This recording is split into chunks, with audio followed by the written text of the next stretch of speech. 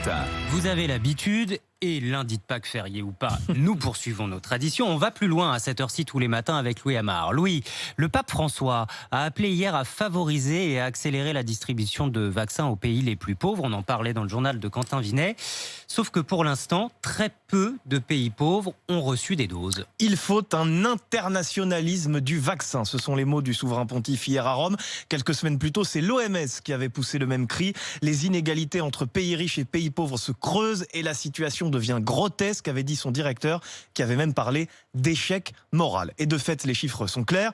Toujours selon l'Organisation mondiale de la santé, 0,1% des doses administrées dans le monde l'ont été dans les pays les plus pauvres, contre 56% dans les pays les plus riches. Certains États comme la Libye reçoivent tout juste leur premier vaccin.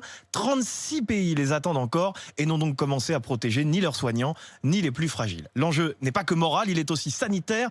Selon les spécialistes, laisser courir le virus dans une partie du monde favorise le risque d'émergence de nouveaux variants qui pourraient résister aux vaccins déjà existants et provoquer donc une nouvelle vague épidémique mondiale. Mais je croyais qu'il y avait un mécanisme de solidarité qui avait été conçu pour éviter ces inégalités. Il y en a un, il s'appelle COVAX. C'est un système international qui devait permettre d'aider 92 pays défavorisés à acquérir un peu plus d'1 milliard de vaccins. Je parle au passé parce que rien ne s'est déroulé comme prévu. Ce dispositif reposait en grande partie sur les capacités de la plus grande usine du monde. En Inde, pas très loin de Bombay, le Serum Institute of India devait fournir à COVAX 500 millions de doses par an. Le problème, c'est que les contaminations ont bondi dans le pays, que la production de doses a pris du retard et que le gouvernement indien a donc décidé de bloquer certaines exportations pour favoriser sa population.